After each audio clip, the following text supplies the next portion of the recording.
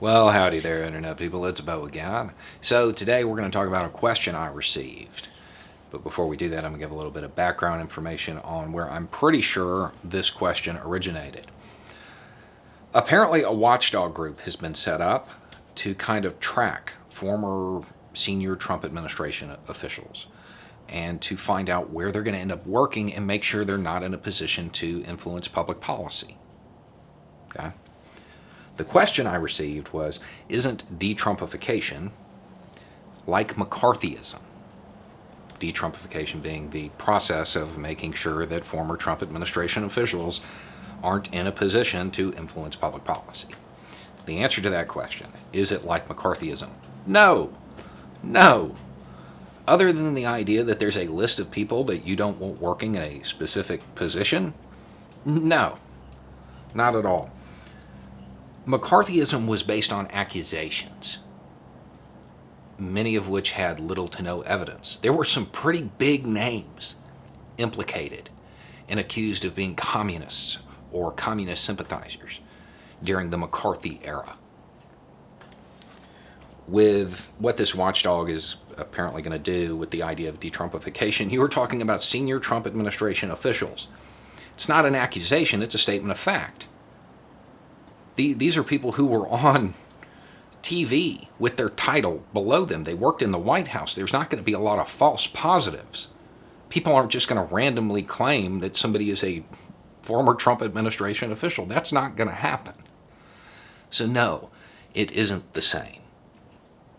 However, if you wanted a modern parallel to the popular image of McCarthyism and the way it is widely seen, it exists. It's there. What's the image of the McCarthy era? There was a politician, a senator in that case, who was trying to rally their base, trying to get ahead politically. And they made a bunch of accusations based on little to no evidence. And it divided the country.